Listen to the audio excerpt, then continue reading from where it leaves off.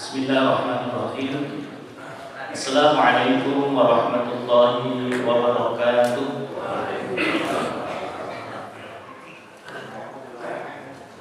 Alhamdulillah. Alhamdulillahilladzi arsala rasulahu bil huda wa dinil haqq liyudhhirahu 'ala ad-dini kullih wa kafaa billahi shahidan.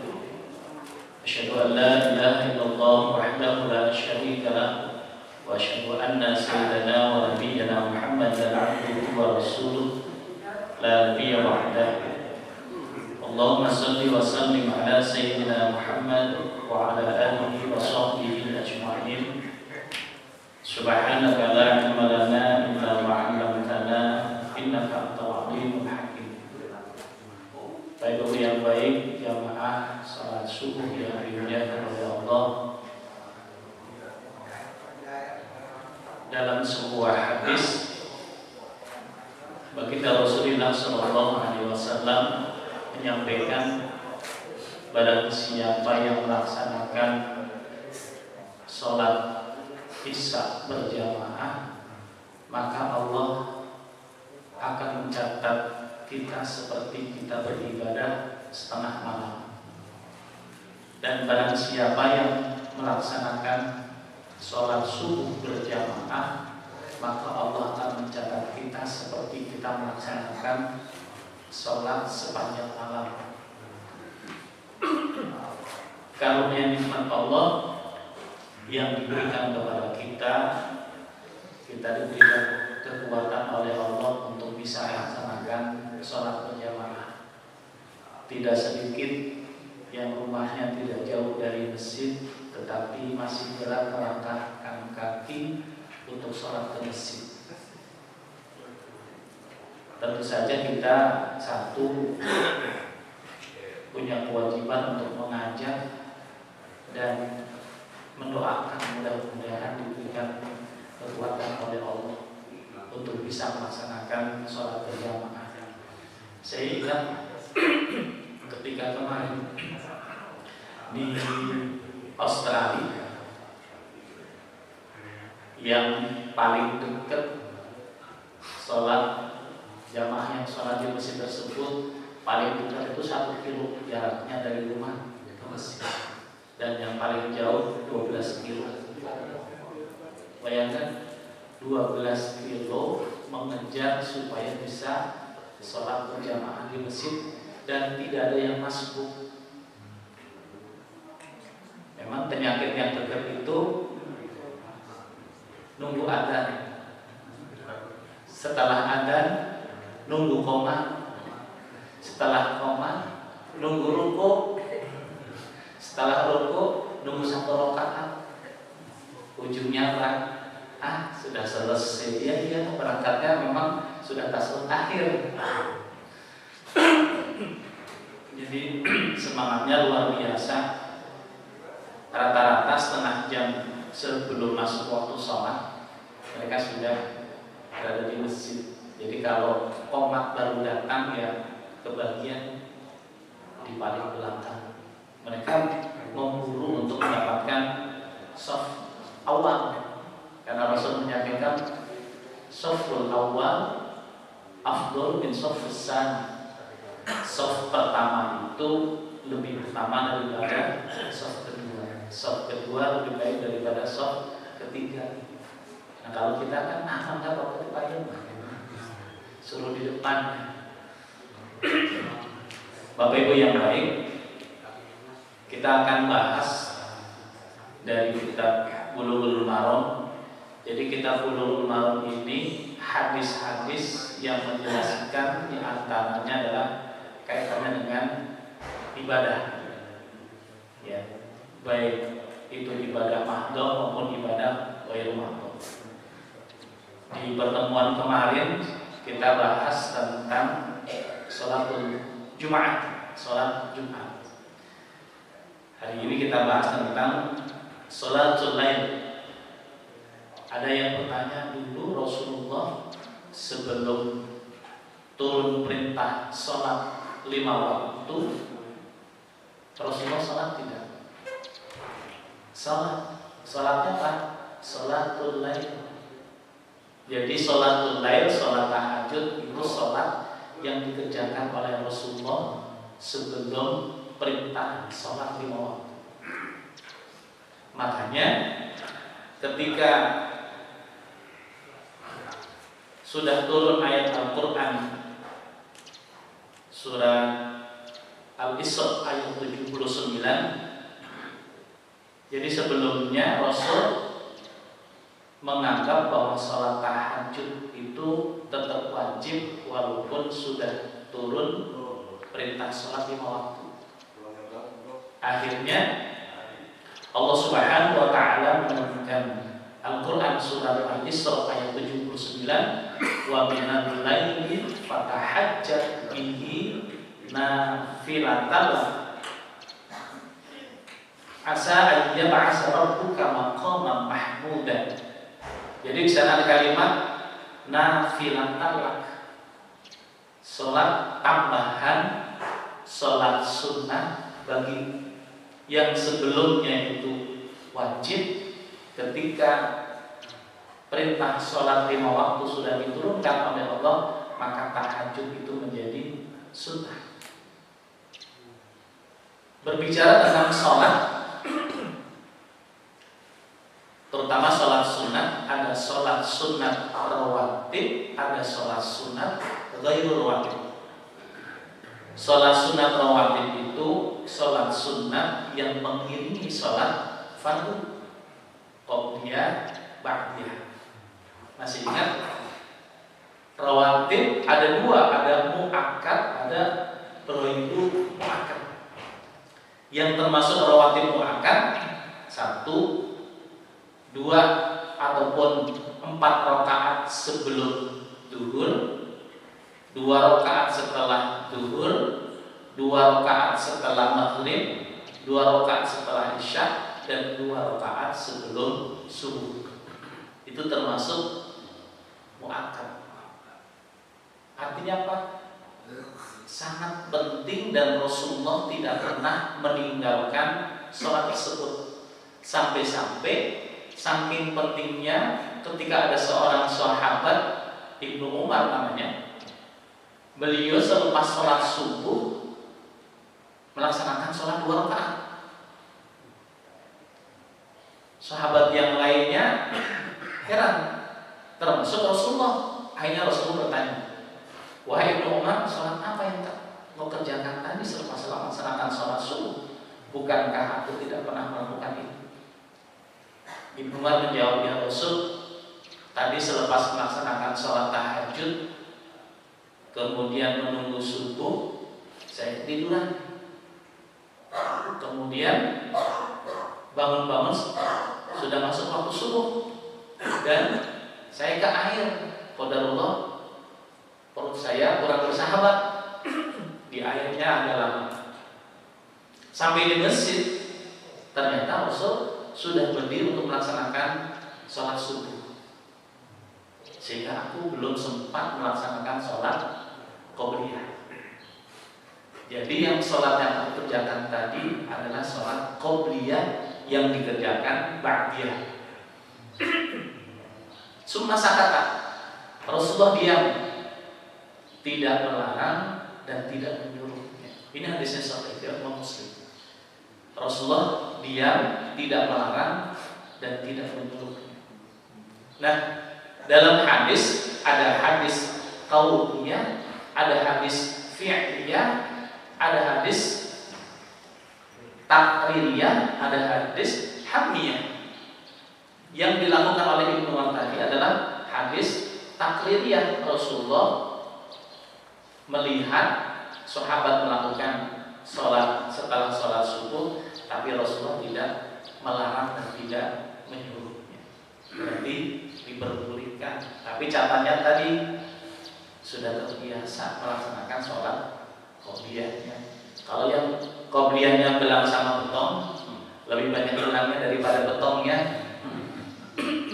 tidak masuk ya. Karena itu ketika Rasul menyampaikan tentang keutamaan sholat sunat, ya, termasuk sholat qobliyah dan subahi, mereka berlomba-lomba sekuat tenaga tidak ketinggalan sholat qabla as-subhi. Sampai Rasul menegaskan raka'atainil fajri khairun minad dunya wa ma fiha.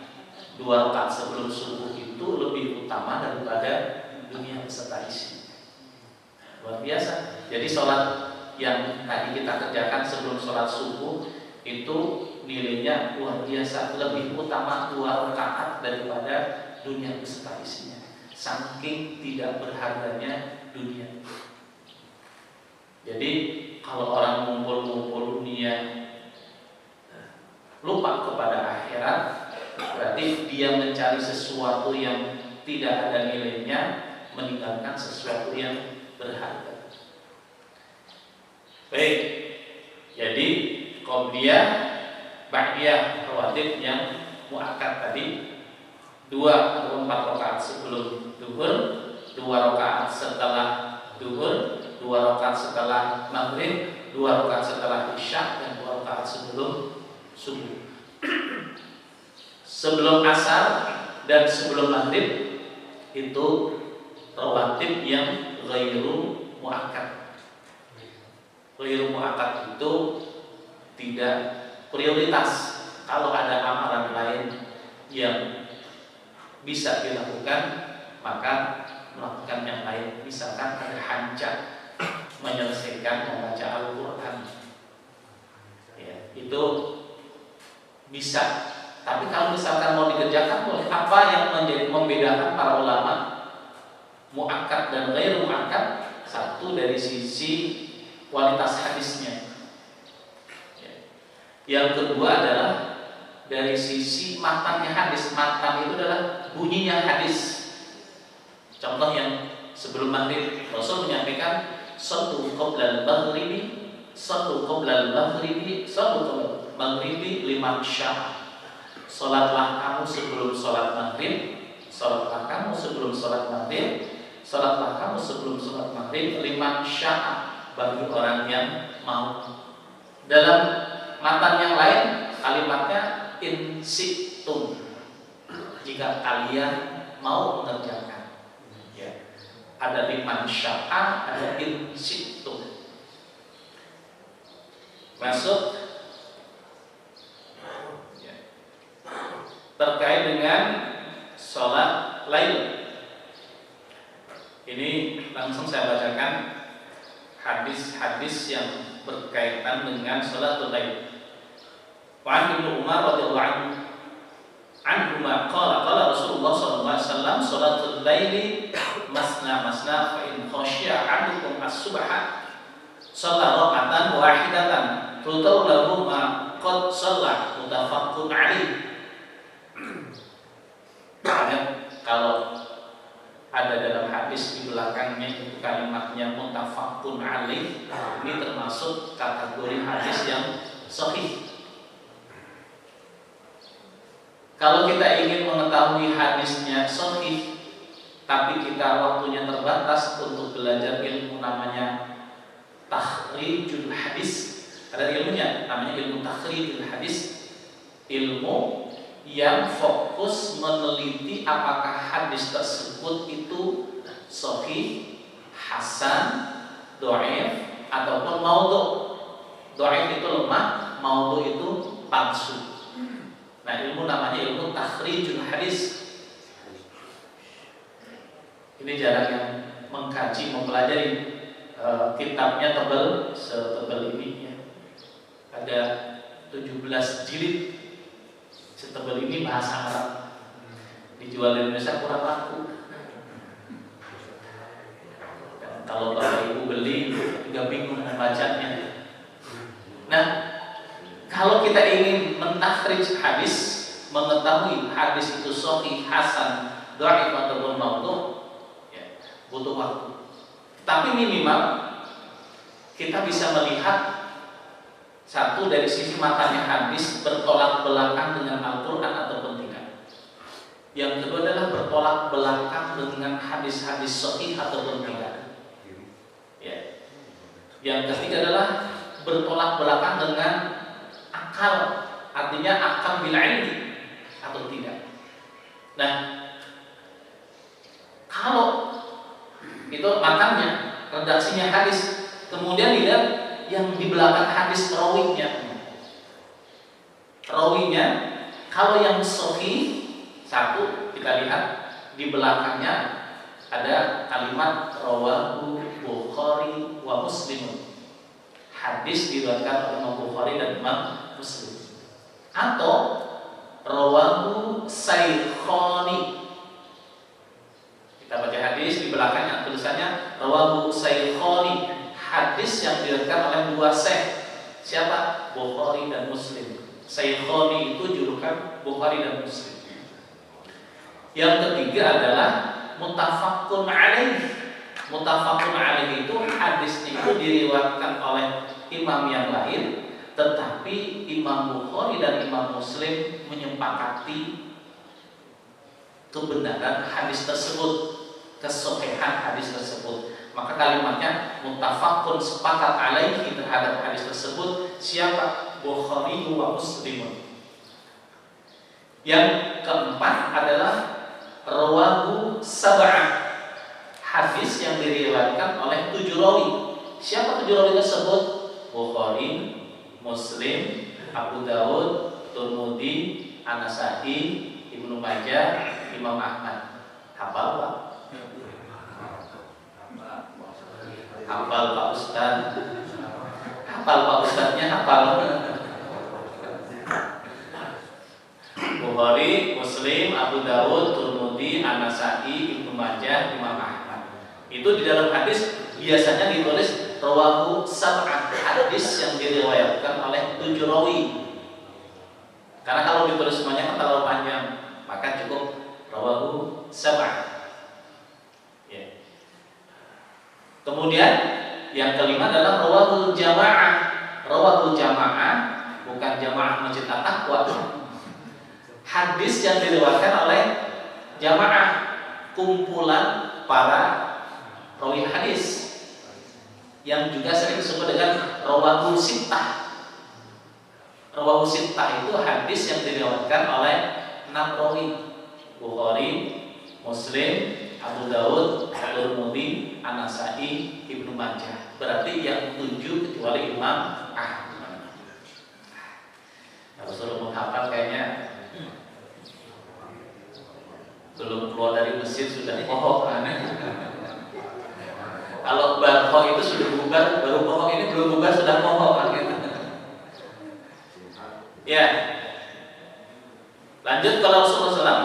Salatul laili masna masna fa idza khashi'a ahadukum as-subha shalla qa'atan wahidatan tawlahu ma qad shalla. Muttafaqun alaih. Rasulullah menyampaikan salatul laili masna masna. Salat malam itu 2 rakaat, 2 rakaat. Hadis ini disampaikan oleh Rasulullah asbabul wurud namanya hadis. Kalau Al-Quran asbabun nuzul, sebab-sebab turunnya ayat Al-Quran. Kalau hadis namanya asbabul wurud.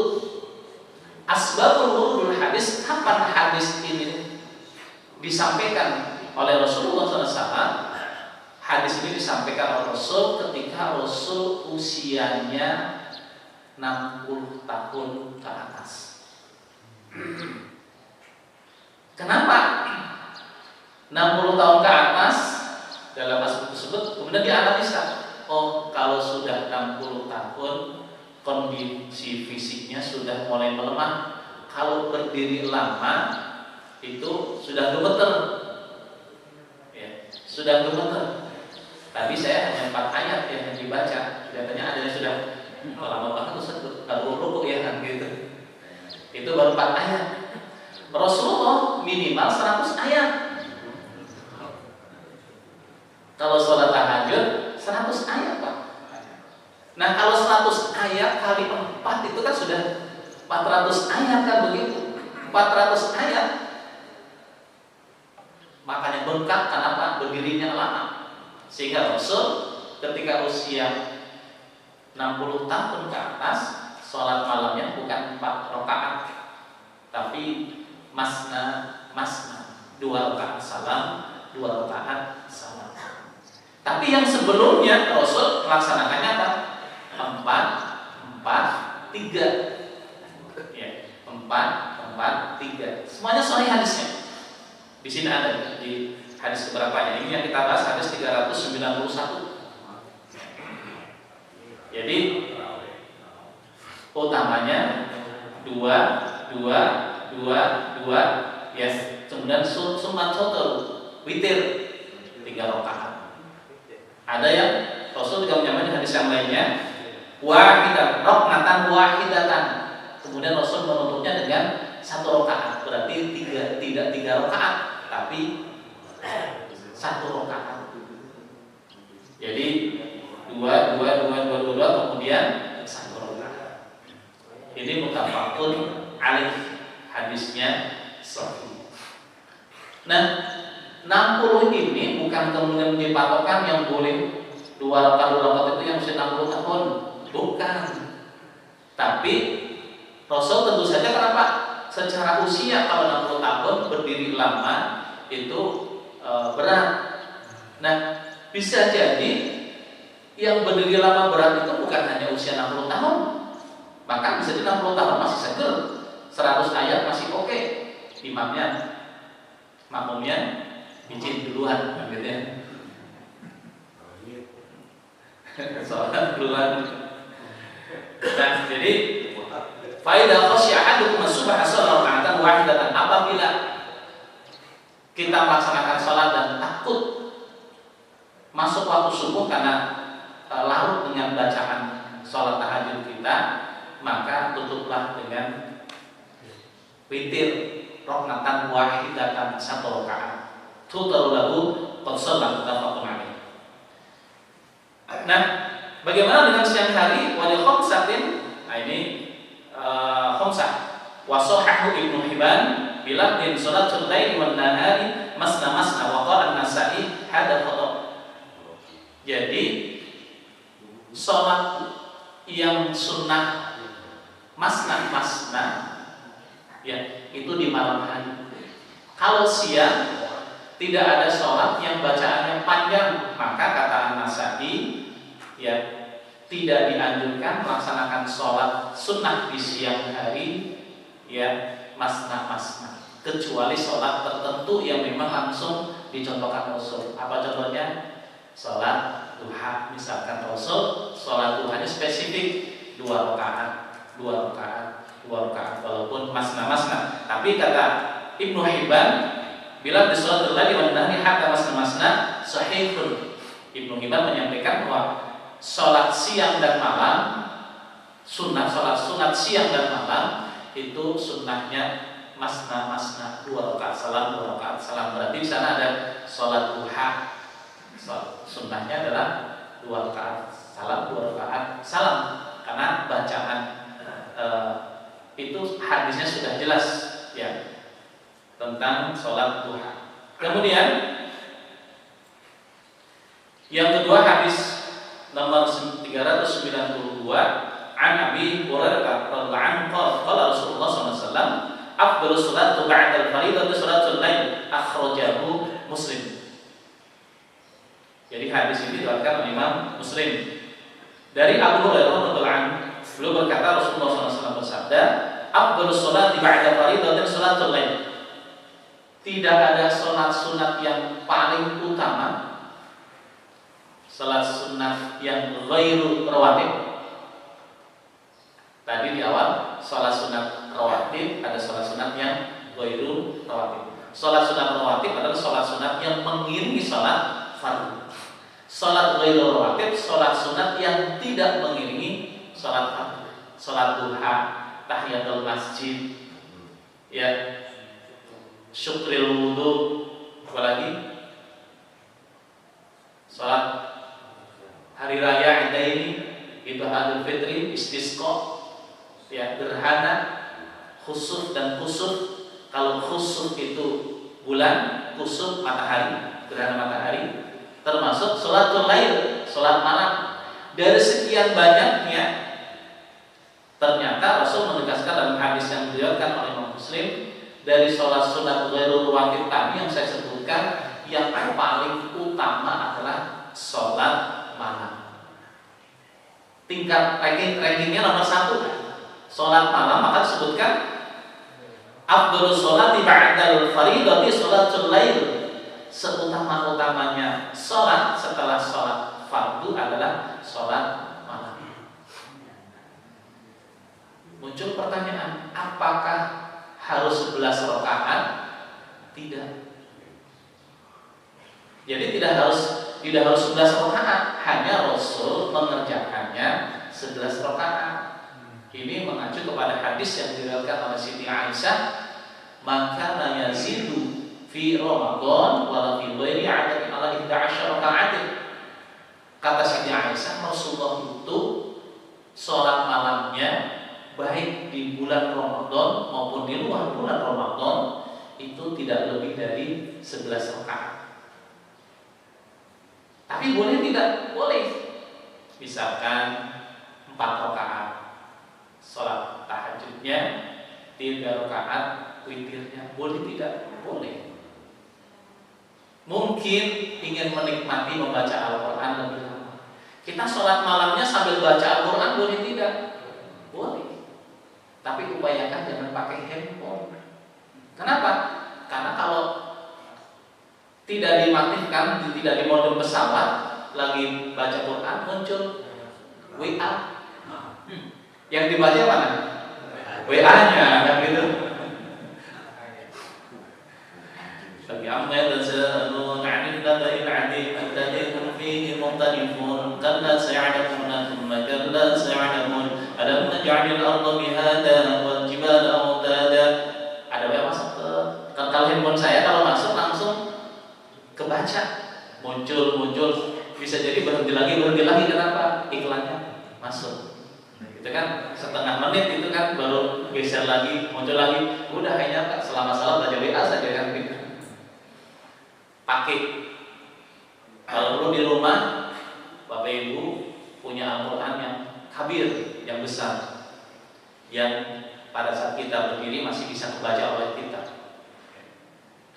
Salat malam kalau ingin menikmati satu rakaatnya, satu lembar kanan dan kiri, ataupun satu rakaat, satu halaman, rakaat pertama, rakaat kedua, salam, kemudian buka lagi, lebih nikmat.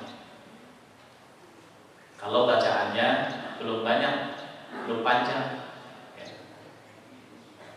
dan upayakan yang dibaca itu yang kita paham artinya, supaya bisa menikmati. Kalau kita membaca tidak paham artinya, biasanya pikiran kemana-mana. Memang terus membaca di situ. Qadamallahu 'ala qulubihim wa 'ala sam'ihim wa 'ala absarihim ghishawatun wa lahum 'adzabun 'alim. Wa minan nasi man yaqulu amanna billahi wal yawmil akhir wa ma hum bimu'minin. Membaca lisannya, mengucapkan, tapi karena tidak tahu artinya, kadang-kadang menguap. Ya, kadang-kadang pikirannya kemana? Hitung belanjaan hari ini, mau hajatan, bikin ya. Yang diundang sekian orang, berarti beli telur sekian, beras sekian kilo. Nah, terus selama sholat kita merancang. Makanya ditanya sama istrinya, Pak, langsung ambil pulpen dan kertas, dia sudah berpikir nanti kalau undang sekian orang kita beli telurnya sekian kilo. Oh, cerdas Pak, tadi dipikir selama sholat. Tidak sedikit kita mencari sesuatu yang hilang kapan? Ketika sholat. Ya Allah, kunci di mana kan gitu? Cari kunci, ternyata ditemukannya ketika sholat. Baik, hadis berikutnya. Wa'an Abi Ayyub al-Ansari anna Rasulullah sallallahu alaihi wasallam qala al-witru haqqun 'ala kulli muslimin man ahabba an yutara bil khamsin falyaf'al wa man ahabba an yutara bis salasin falyaf'al wa man ahabba an yutara bi wahidatin falyaf'al. Rawahu arba' illa Tirmidzi wa Shahih Ibnu Hibban wa raja'a an-Nasa'i, ya, wa raja'a an-Nasa'i. Dari Abu Ayyub al-Ansari, sahabat Ansor. Ada muhajir, ada Ansor. Muhajir siapa? Orang yang hijrah dari Mekah menuju Madinah. Orang Ansor, sahabat Ansor adalah sahabat penduduk asli Madinah yang menolong, yang ditolong, yang hijrah dan yang menolong. Nah, Abu Ayyub ini termasuk sahabat Ansor. Beliau masuk Islam sebelum Rasulullah hijrah ke Madinah. Abu Ayyub ini. Nah, ketika Rasulullah sebelum hijrah ke Madinah, Rasulullah menyuruh ataupun mengirimkan duta untuk menebarkan Islam di Madinah, sehingga ketika Rasulullah datang sampai ke Madinah langsung sudah disambut oleh penduduk Madinah. Salah satunya adalah Abu Ayyub Al-Ansari. Nah, beliau termasuk sahabat yang dekat dengan Rasulullah SAW. Beliau mendengar dari Rasulullah, qala Rasulullah SAW, al-witru haqqun ala kulli muslim. Jadi sholat malam itu di sana ada dua sholat yang utama. Satu adalah tahajud, yang kedua adalah sholat witir. Kalau kita tidak bisa mengejar tahajudnya, minimal witir. Dan witir minimal 1 rakaat. Masa iya 1 rakaat saja gak kuat? Saking baiknya ya, luar biasa. Sakit apa mungkin capek sekali, minimal kejar. Nah, dalam hadis ini disebutkan kata Rasulullah, man ahabba ayyutara bi khamsin falyaf'al. Barang siapa yang ingin witir 5 rakaat, falyaf'al, maka kerjakan.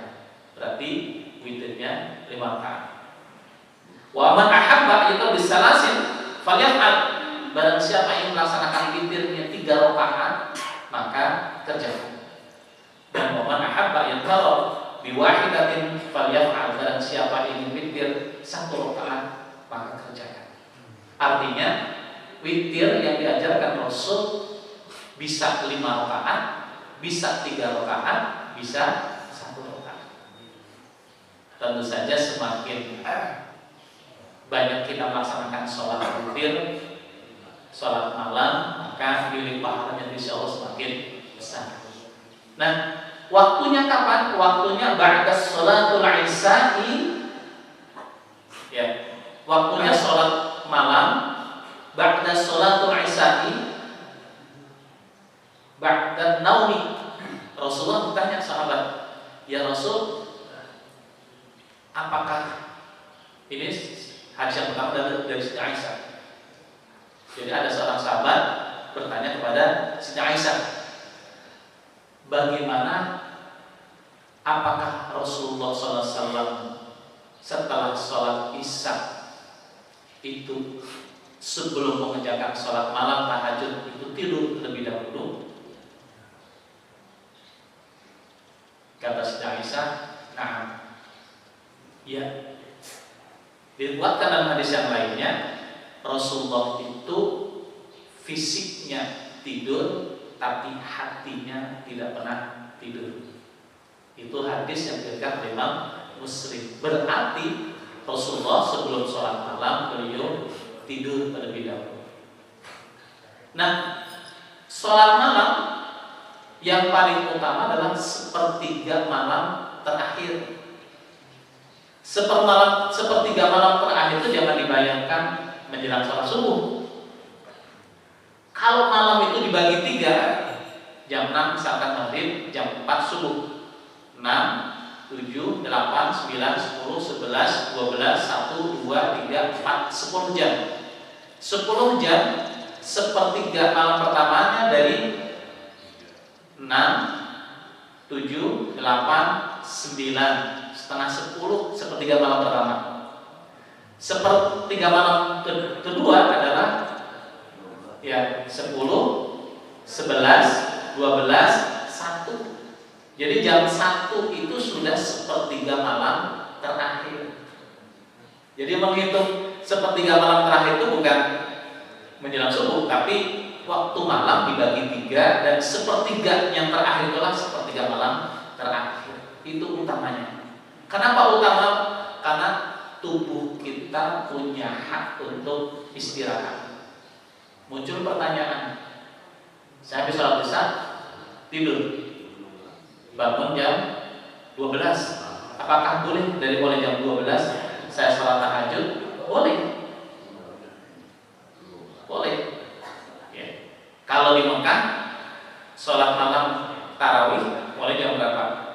Jam 1. Mulai jam 1 sampai menjelang subuh. Ya. Berikutnya,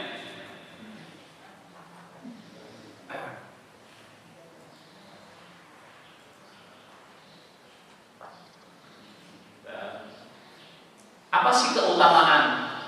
Kita kembangkan hadis yang tadi. Apa sih keutamaan sholat malam? Yang pertama adalah mengangkat derajat kedudukan orang tersebut di sisi Allah Subhanahu wa taala. Di surat apa tadi?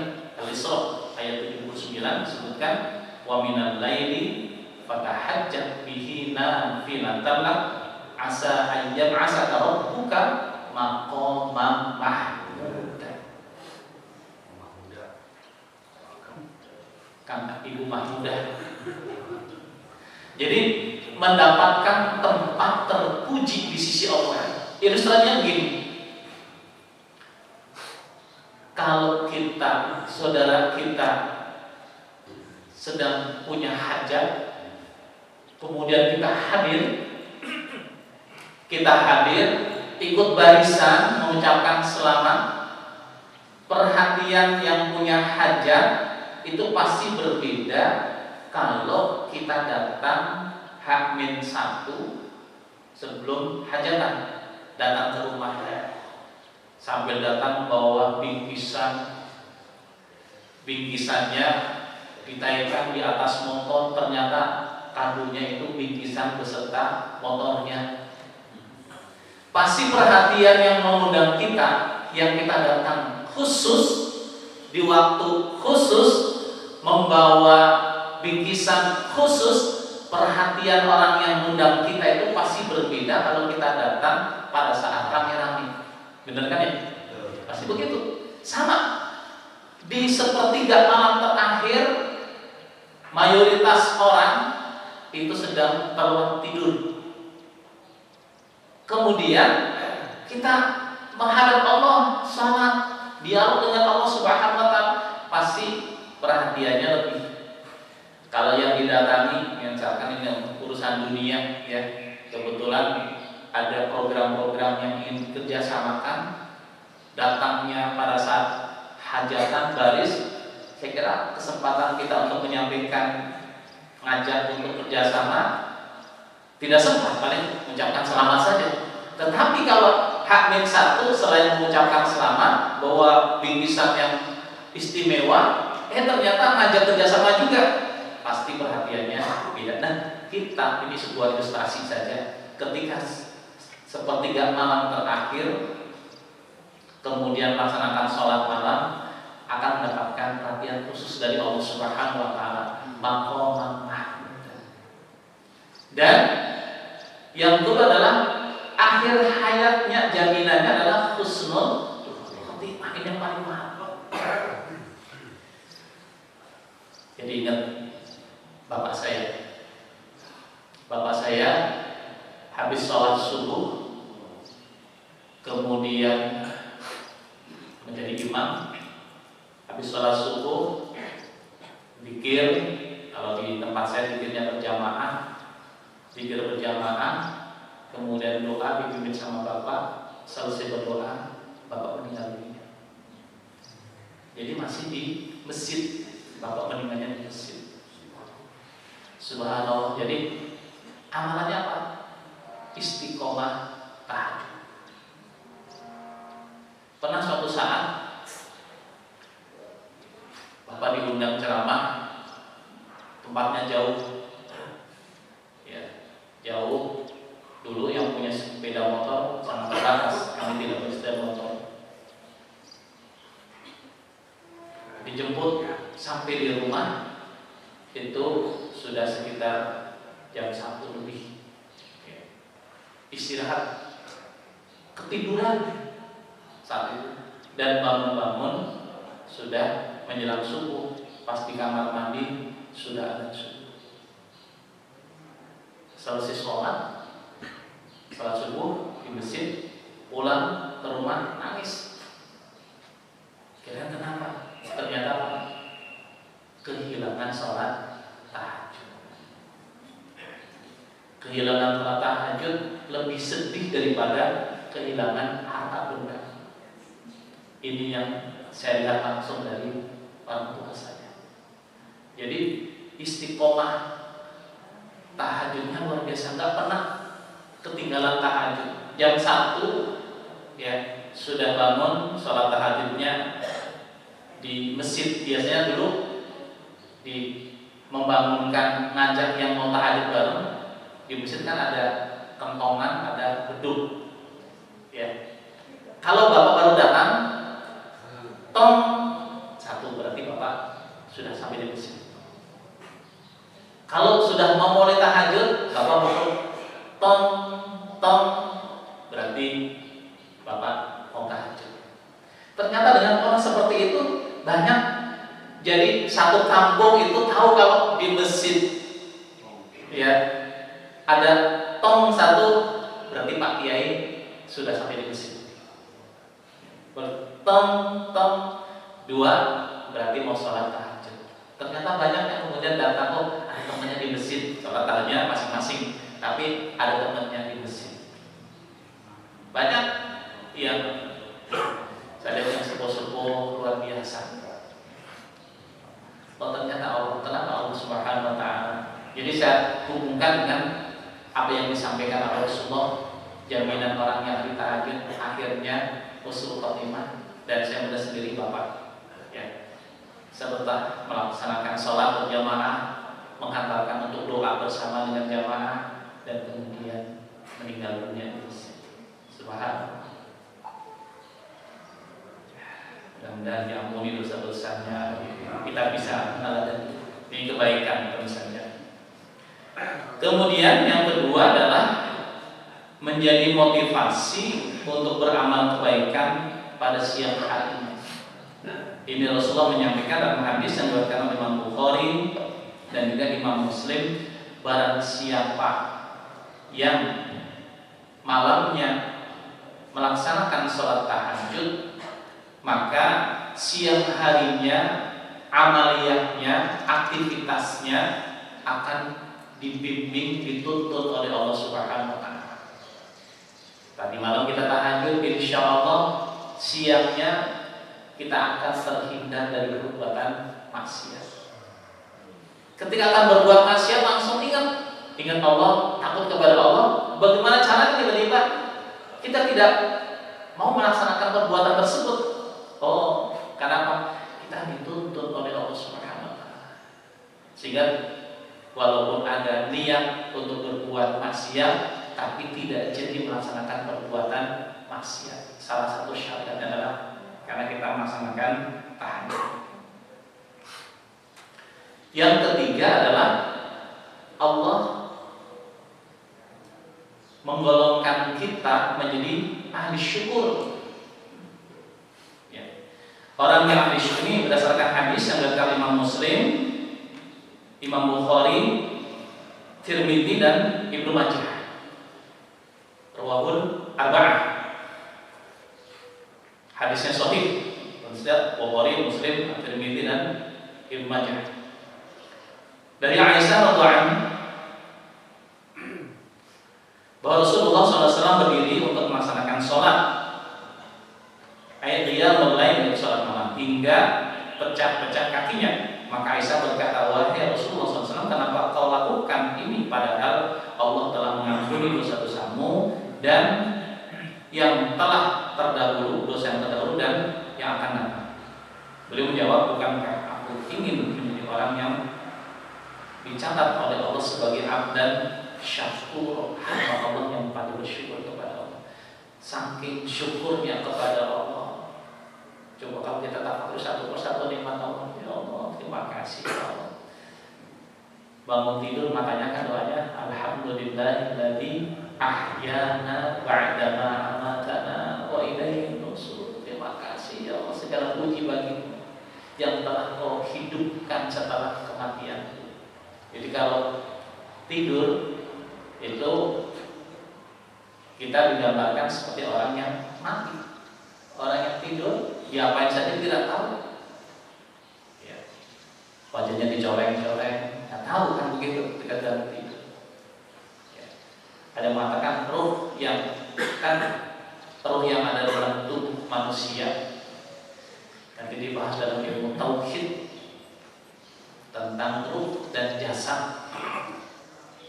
Ketika seorang meninggal dunia, ruhnya itu keluar dari jasad. Ini ada kajian khusus tentang ruh dan jasad. Jadi Rasulullah seperti itu karena apa? Karena abdan syakur, ingin digolongkan oleh Allah menjadi hamba Allah yang paling bersyukur dengan tahajud, qiyamul lail, menunjukkan kita bersyukur kepada Allah. Orang yang prioritas, kan gitu, menjadi orang yang prioritas bagi Allah Subhanahu wa Ta'ala. Seperti tadi kan, yang datang di waktu tertentu dengan membawa bingkisan tertentu, ya pasti akan mendapatkan perhatian yang lebih. Sama kita pun di sisi Allah Subhanahu wa Ta'ala pun demikian. Janji Allah, la azidannakum, kita akan ditambahkan kenikmatan dari Allah Subhanahu wa Ta'ala. Kalau kita tidak bersyukur, kita tidak ditambah. Kalau kita kufur, diazab oleh Allah.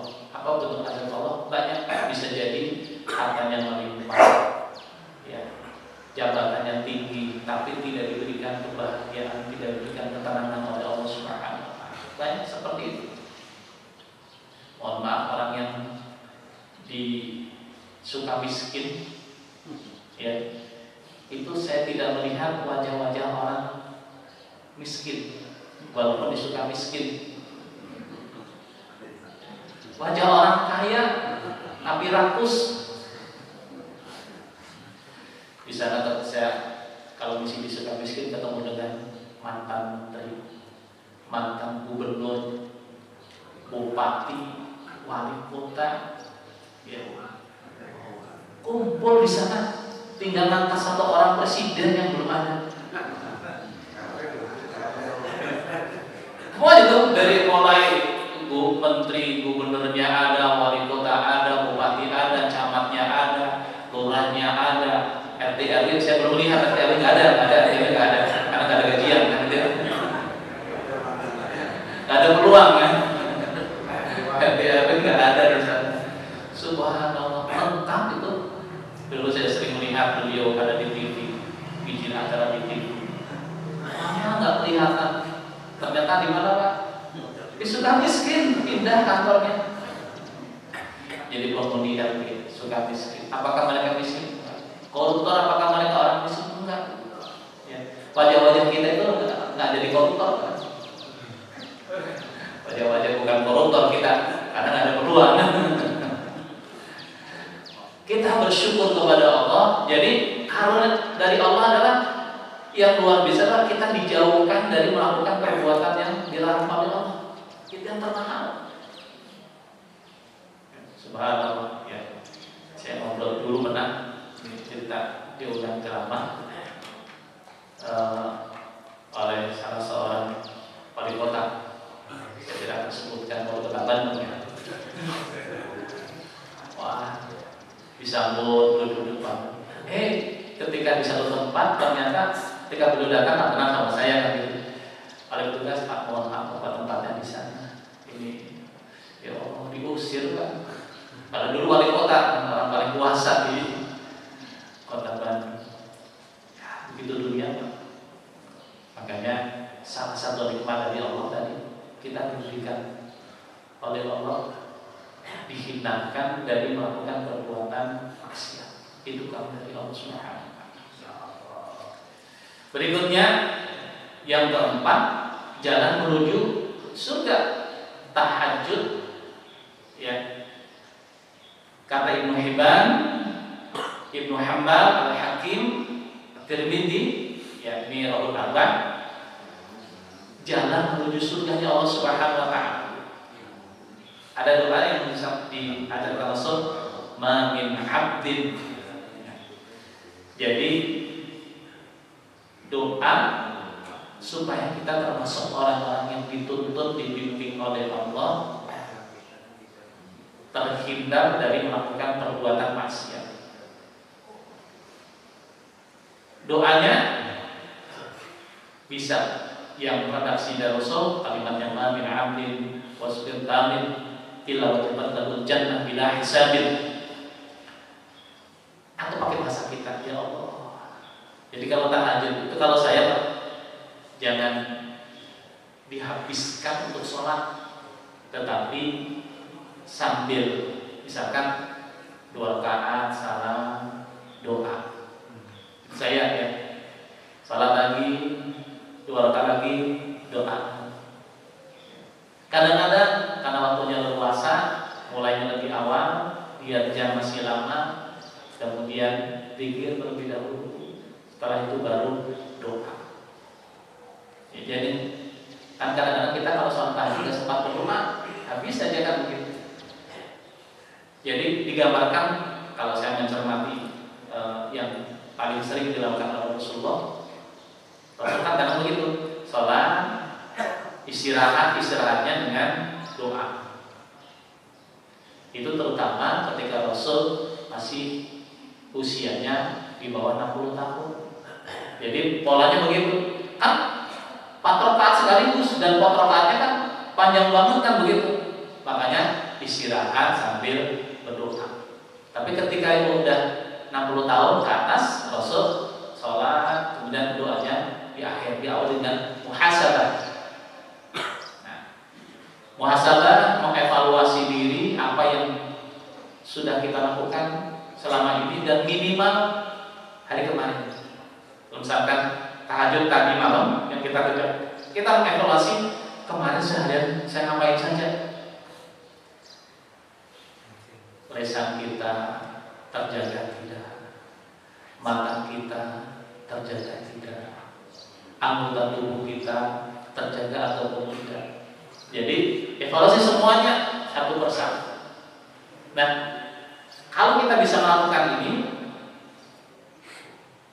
sesuai dengan hadis yang tersampaikan Ibnu Hibban, Ibnu Hanbal, Al-Hakim, At-Tirmidzi, ya, ini akan menjadikan kita bisa mengendalikan diri dan menjadi jalan kita menuju surganya Allah Subhanahu wa taala. Mengendalikan diri. Kemudian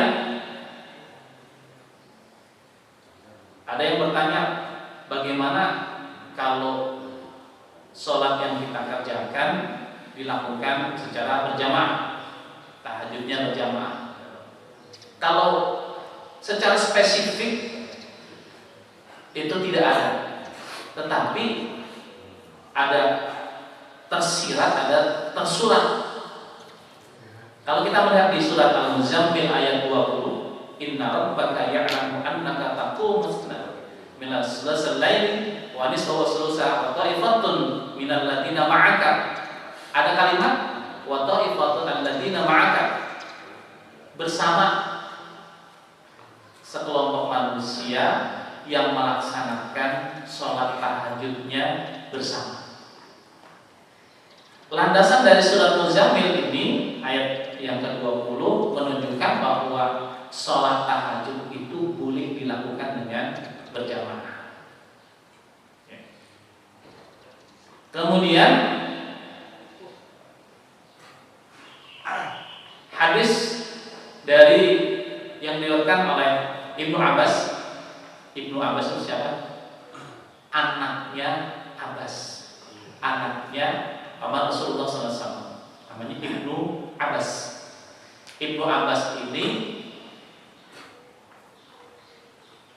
lahir, jadi ketika bersama dengan Rasulullah, Ibnu Abbas masih kecil, usia sekitar 4 tahun. Tetapi walaupun 4 tahun, ternyata bisa merekam apa yang dilakukan oleh Rasulullah SAW. Ibnu Abbas salah satu jasanya adalah yang menjadi jalan penduduk Taif beriman kepada Allah. Ketika Rasulullah ke Taif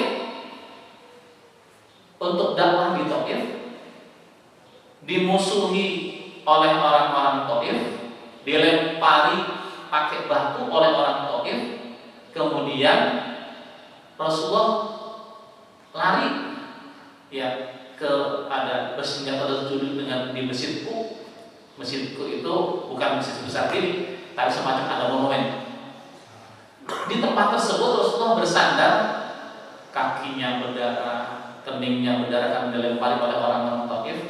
Dan saat itu ya ada seorang khotimah pembantu ya budak yang mendekati Rasulullah kemudian beriman kepada Rasulullah.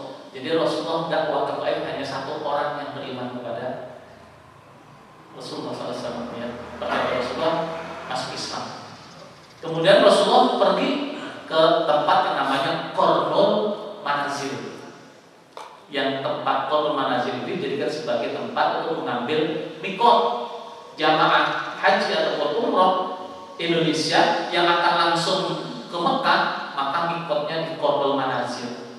Karena tidak mungkin turun, jadi 1 jam sebelum pesawat landing itu pesawat melintasi daerah Qarnul Manazil.